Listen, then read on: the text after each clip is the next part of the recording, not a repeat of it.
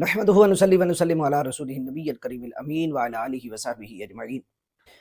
کہتے ہیں کہ مشہور واقعہ ہے کہ کسی علاقے میں ایک مولوی صاحب نئے نئے تشریف لائے اور انہیں مشہوری کا بڑا چسکا تھا۔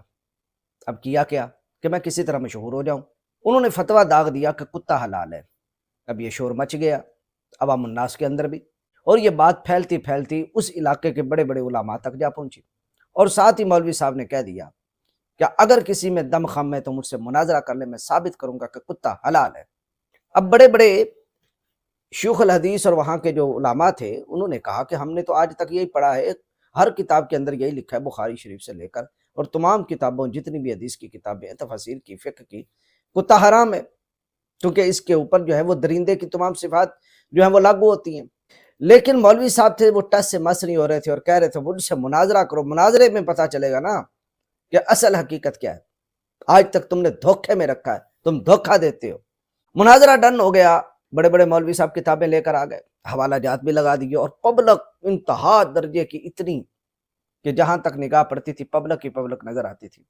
اب کتے کو حلال کہنے والے بھی مولوی صاحب تشریف لائے، اور جب ان سے کہا گیا کہ آپ حوالہ دیجیے کہاں لکھا کتا حلال ہے، تو مولوی صاحب کہنے لگے بات یہ ہے لوگو سن لو، کتا ہے تو حرام، حلال نہیں ہے، لیکن بات یہ تھی کہ میں چاہتا تھا کہ سارے مجھے جان لے کہ میں بھی اس علاقے کے اندر مولوی آ گیا ہوں، بس بات آئی گئی ہو گئی۔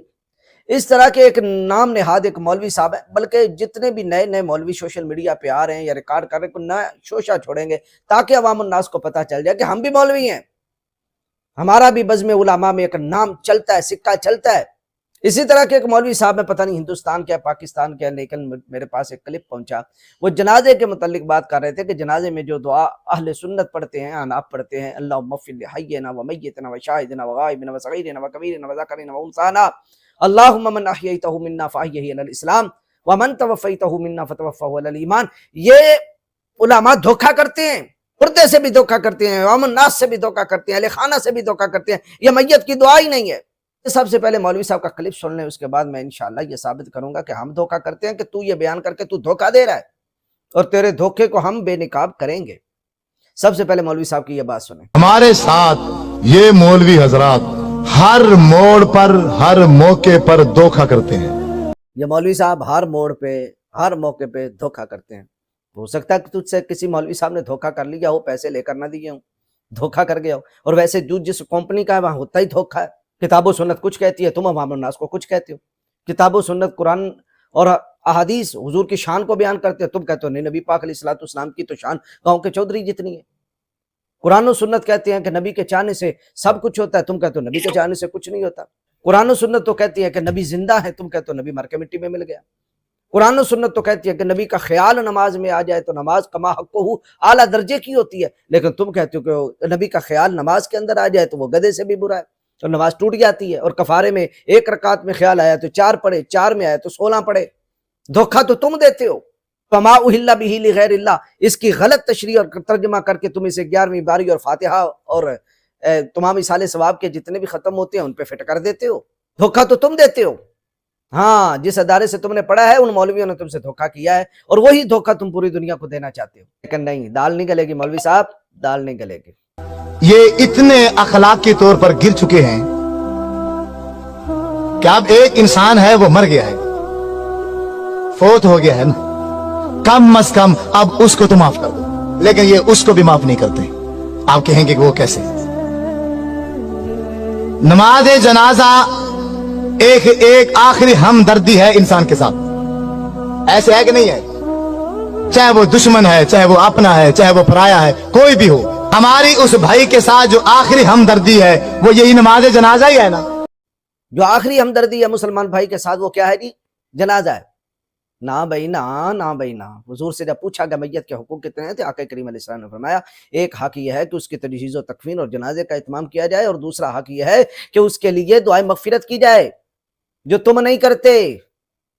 جیسے السلام علیکم ورحمۃ اللہ، السلام علیکم ورحمۃ اللہ، چلو بھی چکو، اٹھاؤ، دفناؤ، نہ فاتحہ نہ درود، مر گیا مردود، یہ حال کرتے ہو تم۔ جبکہ آقا کریم جان دو عالم صلی اللہ علیہ وسلم نے ارشاد فرمایا کہ جب تم نماز جنازہ پڑھ چکو فخلصوا له الدعاء، پھر میت کے لیے دعا کیا کرو۔ اذا صلیتم علی المیت فخلصوا له الدعاء، جب تم میت پہ نماز جنازہ پڑھ چکو پھر فوراً ہی، یہ نہیں ہے کہ اٹھانے کے بعد اور بھاگ جاؤ، نہ، فوراً ہی دعا مانگا کرو۔ نبی پاک مانگا کرتے تھے، صحابہ مانگا کرتے تھے، امت کی کثیر جو ہے وہ تعداد مانگا کرتی ہے، دھوکہ تم کرتے ہو۔ تو نماز جنازہ میں دھوکا، اتنا بڑا دھوکا کہ شاید آپ نے زندگی میں کبھی نہ سنا ہو۔ لیکن میری ایک بات یاد رکھنا، جو لفظ بھی میں بولوں، جو لفظ بھی میں بولوں، میرے لفظوں پر مت رہنا، کیونکہ میں بھی مولوی ہوں۔ یعنی مولوی صاحب اپنی حقیقت بتاتے ہیں، میں بھی مولوی ہوں، میرے لفظوں میں نہ رہنا، جس طرح باقی مولوی دھوکہ دیتے ہیں میں بھی دیتا ہوں، بلکہ دے رہا ہے۔ صحیح، یہ صحیح بات کر گیا، اس پر میں اپریشیٹ کرتا ہوں، آپ کو سلام پیش کرتا ہوں۔ یہ آپ نے صحیح بات کی ہے کہ مولوی دھوکہ دیتا ہے، یعنی میرے جیسا، اور میں دھوکہ دے رہا ہوں، مجھے پہ اعتبار نہ کرنا، کیونکہ آگے میں ثابت کروں گا، جو تم بات کرنے والے ہو وہ میں آگے جا کے ثابت کروں گا۔ میں کتاب بتاؤں گا، تمہارے گھروں میں موجود ہوگی، آپ خود دیکھ کر اس کو ایک بار مطالعہ ضرور کرنا۔ آپ کے گھروں میں کتاب موجود ہوگی، اسے دیکھ کر مطالعہ ضرور کرنا۔ ہاں جی، جب پوری نہیں پڑھیں گے تو مطالعہ کر کے تو بندہ گھبرا جائے گا۔ وہ کیسے؟ جس طرح ہے یا ایھا الذین آمنوا لا تقربوا الصلاۃ، اے ایمان والو نماز کے قریب نہ جاؤ۔ اب یہ بھی تو قرآن میں لکھا ہے، لیکن اگر آگے نہیں پڑھو گے تو گمراہ ہو جاؤ گے۔ کب نہیں جانا، وہ کب نہیں جانا والا اگر وہ جملہ نہیں پڑھا تو گمراہ ہو جاؤ گے۔ اسی طرح کتاب و سنت کے اندر ہر قسم کی حدیث اور روایات ہوتی ہیں، اگر پوری نہیں پڑھو گے تو گمراہ ہو جاؤ گے۔ لیکن مولوی صاحب چاہتے ہیں کہ لوگوں کو میں گمراہ کروں، کیونکہ مولوی صاحب ہے نا۔ خود دیکھ کر اس کو ایک بار مطالعہ ضرور کرنا۔ مثلا نماز جنازے کی نیت کی جاتی ہے، نماز جنازے کی نیت، 4 تکبیرات نماز جنازہ فرض کفایہ، منہ کعبہ شریف کے، پیچھے امام کے، اور ثنا واسطے اللہ تعالیٰ کے، اور دعا واسطے حاضر میت کے۔ ایسے ہے، شاید کوئی لفظ آگے پیچھے ہو گئے ہو۔ دعا واسطے حاضر میت ہے کہ نہیں ہے؟ میرا آپ سے یہی سوال ہے، تھوڑی توجہ چاہوں گا بھائیوں کی۔ آپ سب سے یہ سوال ہے کہ یہ جو میں نے نماز جنازے میں نیت کی ہے کہ دعا واسطے حاضر میت، یہ کون سی دعا ہے؟ جی، میں نے جو نیت کی ہے کہ دعا واسطے حاضر اس میت کے، یہ کون سی دعا ہے؟ آگے مولوی صاحب وہ کہیں گے کہ یہ جو سنی دعا مانگتے ہیں یہ تو حاضر اس میت کی ہے ہی نہیں۔ اچھا چلیں سن لیتے ہیں، پھر میں وضاحت کر دیتا ہوں۔ نماز جنازہ میں کون سی دعا پڑھتے ہیں میت کے لیے؟ اس پوری مجلس میں کس ایک بندے کو بھی نہیں آتی؟ ڈرے کیوں بیٹھے ہو؟ میں کہ فوجی ہوں، پولیس والا ہوں، گن لے کے بیٹھا، بولو اللہم اغفر لی حینا، یہی ہے یا کہ اور ہے؟ اللہم اغفر لی حینا و میتنا و شاہدنا و غائبنا و صغیرنا و کبیرنا و ذکرنا و انسا، یہی ہے یا کہ اور ہے؟ یہی پڑھتے ہیں نا۔ دعا واسطے حاضر میت کے آگے سے جو دعا پڑھی وہ ہے اللہم اغفر لی حینا و میتنا۔ میں صرف اس کا ترجمہ کروں گا، ترجمہ کرنے کے بعد آپ ہی بتانا کہ اس میت کے لیے جو میں نے نیت کی ہے اس کے لیے ایک لفظ بھی بخشش کا نہیں ہے۔ واہ واہ واہ واہ، جی ایک لفظ بھی اس میت کے لیے بخشش کا نہیں ہے، کیونکہ میں نے نیت کی ہے کہ حاضر اس میت کے، دعا واسطے حاضر اس میت کے، اور جو میں دعا پڑھوں گا اللہم اغفر لی حینا و میتنا و شاہدنا و غائبنا و صغیرنا و کبیرنا و ذکرنا و انثانا، اللہم من احییتہ منا فاحیہ علی الاسلام ومن توفیتہ منا فتوفہ علی الایمان۔ یہ تو اس کے لیے ایک لفظ بھی نہیں ہے، تو کتنا بڑا دھوکہ کر گئے۔ استدلال، مولوی صاحب کا استدلال، استدلال باطل، استدلال ابلیس۔ جس طرح قیاس وہ ملائکہ کے اندر رہ کے اس نے حضرت آدم علیہ السلام کی توہین کرنے کے لیے اس سے استدلال کیا تھا نا، اس طرح کا استدلال مولوی صاحب کر رہے ہیں۔ پورے نماز جنازے کے اندر ایک لفظ بھی ہم اس بھائی کے لیے بخشش کا نہیں کہتے۔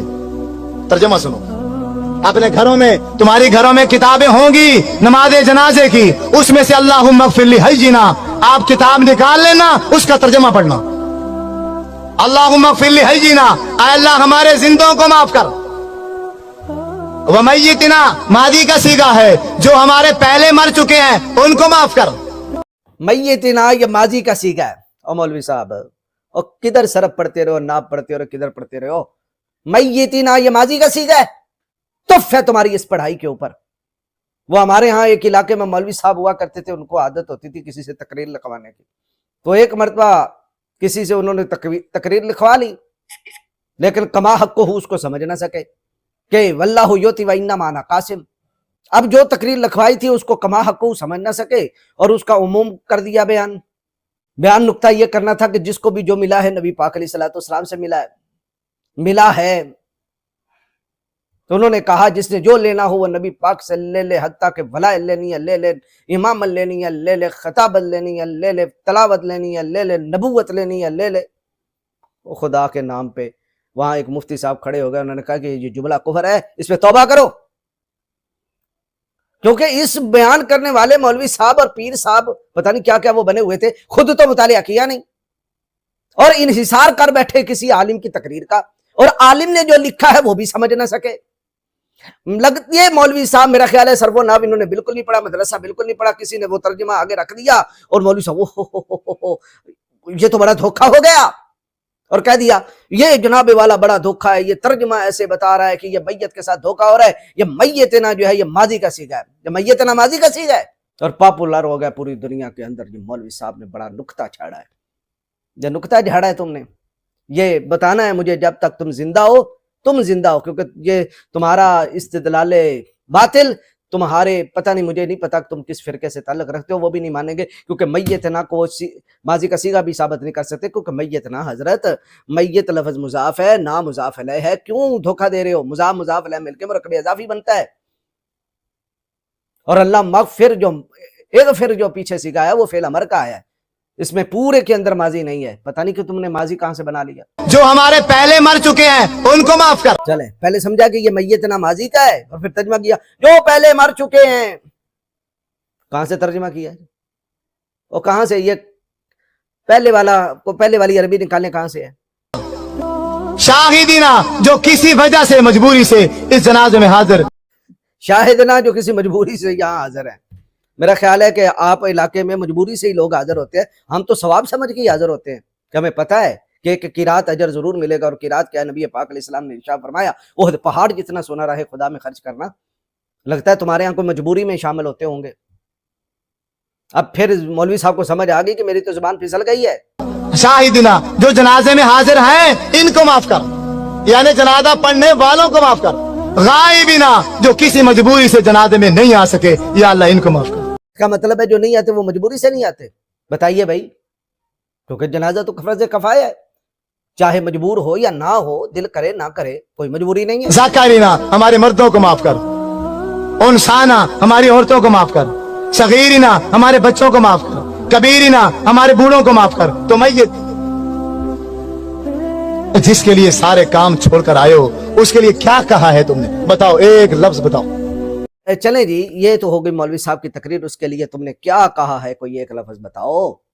حضرت تم نے کچھ نہیں کہا، ہم کہتے ہیں وہ کیا، جب سلام پھیر کے ہم اس کے لیے دعا کرتے ہیں، ہم فخلصوا لہ الدعاء پہ عمل کرتے ہیں، تم تو بھگا کے لے جاتے ہو جنازہ، اور رہا کہ یہ دعا کرنا اللہم اغفر لحینا و میتنا و شاہدنا، یہ ساری دعا یہ میت کے ساتھ دھوکہ ہے، یہ ہے وہ ہے، تو یہ میرے پاس ہے ابن ماجہ شریف، یہی حدیث میں پڑھنے لگا ہوں جس کے اندر یہی دعا ہے جو نبی پاک علیہ السلام نے پڑھی، اس کی حدیث نمبر ہے 1498، اور یہی حدیث ہے مستدرک للحاکم کے اندر 1326، اور یہی حدیث ہے ترمذی شریف کے اندر، اور حدیث نمبر ہے 1024، اور یہی حدیث ہے ابو داؤد شریف کے اندر، اور حدیث نمبر ہے 3201، اور حدیث صحیح ہے۔ جناب سیدنا ابو ہریرہ رضی اللہ تعالیٰ عنہ صحابی رسول وہ روایت کرتے ہیں، کانا رسول اللہ صلی اللہ علیہ وسلم اذا صلی، اب آپ کو تو گرامر آتی نہیں، وہ ہم نے حال آپ کا دیکھ لیا ہے، اذا جب کبھی بھی نبی پاک علیہ السلام جنازہ پڑھا کرتے تھے، مستقل اذا جو ہے یہ تکراری عمل کے لیے آتا ہے، اذا صلی علی جنازہ، جب بھی نبی پاک علیہ السلام کسی کا جنازہ پڑھتے یقولو، تو یہ کہا کرتے تھے، کانا یقولو، اور کانا یقولو، اب یہ کیا ہے آپ کو تو پتہ ہی نہیں ہے، یہ ماضی استمراری ہے، یعنی استمرار ہے اس فعل کے اوپر جو مسلسل کام ہوتا رہا زمانہ ماضی کے اندر، کانا یقولو اللہم اغفر لحینا و میتنا و شاہدنا و غائبنا و صغیرنا و کبیرنا و ذکرنا و انثانا، اللہم من احییتہ منا فاحیہ علی الاسلام ومن توفیتہ منا فتوفہ علی الایمان، اللہم لا تحرمنا اجرہ ولا تدلنا بعدہ۔ یہ بتائیے، یہ نبی پاک علیہ السلام دعا مانگتے تھے، اور تم کہتے ہو جو یہ دعا مانگے وہ دھوکہ کر رہا ہے۔ کیا نبی پاک علیہ السلام اس میت پر دھوکہ کرتے تھے؟ پھر ایک میت نہیں، کئی اموات المسلمین، کیا سب سے نبی پاک علیہ السلام نے دھوکہ کیا؟ ہاشم و کلہ جو حضور کے بارے میں یہ خیال رکھے کہ نبی پاک علیہ السلام دھوکہ کرتے رہے ہیں، وہ پرلے درجے کا بے ایمان ہے، یہی جملہ ذوالخویسرہ تمیمی منافق نے بولا تھا۔ اس نے کہا تھا نبی پاک علیہ السلام سے اتق اللہ، اب اللہ سے ڈریں، اعدل یا محمد، عدل کریں، انصاف کریں۔ اور تم بھی یہی کہنا چاہتے ہو، مسلمانوں تم دھوکہ کر رہے ہو، عدل کرو، انصاف کرو۔ یہ جو مسلمان دعا مانگ رہے ہیں، یہ وہی دعا ہے جو نبی پاک علیہ السلام نے مانگی، اور ایک دو میت پہ نہیں مانگی۔ نبی پاک علیہ السلام نے کان یقولو کثرت کے ساتھ جنازوں کے اندر یہی دعا مانگی ہے۔ اور تم نے جو شوشہ چھوڑا، وہ شوشہ کیا تھا؟ شوشہ یہ تھا، یہ تو جمع کا صیغہ ہے، اللہ مغفر حینا، اے اللہ ہمارے سارے زندوں کو بخش دے، ومیتنا، ہمارے سارے اموات کو، مردوں کو بھی بخش دے، شاہدنا، جو یہاں موجود ہیں انہیں بخش دے، وغائبنا، جو ہمارے غائب ہیں انہیں بخش دے، وصغیرنا، اور ہمارے سارے چھوٹوں کو بخش دے، وکبیرنا، ہمارے سارے بزرگوں کو بخش دے، بوڑھوں کو بخش دے، وذکرنا، اور ہمارے سارے مردوں کو بخش دے، وانسانا، اور ہماری ساری عورتوں کو بخش دے۔ تو یہاں تو میت کے لیے دعا نہیں مانگی۔ اللہ کے بندے، جو آگے پڑھی ہے وہ میت نام میں شامل ہے کہ نہیں ہے؟ جو آگے پڑھی ہے، میرا خیال ہے آپ کے ہاں وہ پتہ نہیں، نہ حیات میں آئی، نہ ممات میں آئی، وہ خسرہ بن گئی ہے، نہ مردوں میں آئی، نہ عورتوں میں آئی، نہ چھوٹوں میں آئی، نہ بڑوں میں آئی۔ وہ کیا چیز ہے جو آگے پڑھی ہے؟ جتنے سیغے ہیں ان کے اندر وہ بھی آ رہا ہے، اور وہ میتنا پہ آ رہا ہے۔ اور کہتے ہو نہیں، جمع کا سیغہ بولنے سے جو ہے وہ اکیلا مراد نہیں ہوتا۔ مجھے بتائیں، جب آپ نماز پڑھ رہے ہوتے ہیں اکیلے منفرد، سنتیں پڑھ رہے ہوتے ہیں، واجبات پڑھ رہے ہوتے ہیں، دعائے وطر، نماز وطر پڑھ رہے ہوتے ہیں، کوئی علیحدہ نماز پڑھ رہے ہوتے ہیں، تو آپ کیا سورہ فاتحہ نہیں پڑھتے؟ اور سورہ فاتحہ میں کیا کہتے ہیں؟ اہدنا الصراط المستقیم۔ تم ہوتے تو اکیلے ہو، اور اس وقت کیا دعا کر رہے ہو؟ اہدنا، جمع متکلم کے صیغے سے، اے اللہ ہمیں ہدایت پہ رکھ۔ نستعین، ایاک نعبد، ہم سب تیری عبادت کرتے ہیں۔ کھڑا تو اکیلا ہوتا ہے اور کہہ رہا ہوتا ہے نعبد، ہم سب عبادت کرتے ہیں۔ مدد تو اکیلا مانگ رہا ہوتا ہے اور کہہ رہا ہوتا ہے ایاک نستعین۔ یہاں بھی جمع صیغہ ہے، یہاں بھی صیغہ جمع متکلم ہے۔ اور آخری دعا ربنا اغفر لی، وہاں بھی جمع کا صیغہ ہے۔ تو مجھے بتائیں، تم بقول تمہارے اس استدلال کے تم تو اپنے آپ سے بھی دھوکہ کر رہے ہو، کیونکہ تمہیں تو کہنا چاہیے تھا ایاک اعبد و ایاک استعین، اہدیا الصراط المستقیم۔ تم اہدنا پڑھ رہے ہو، نعبدو پڑھ رہے ہو، نستعین پڑھ رہے ہو، ربنا پڑھ رہے ہو، یہ سارے تو جمع کے صیغے بول رہے ہو، تو تم اپنے آپ سے بھی دھوکہ کر رہے ہو۔ صحیح کہتے ہیں کہ جہاں گستاخ ہو وہاں عقل نہیں، اور جہاں عقل ہے وہاں گستاخ نہیں۔ اللہ تمہارے شر سے مجھے اور پوری امت مسلمہ کو محفوظ فرمائے۔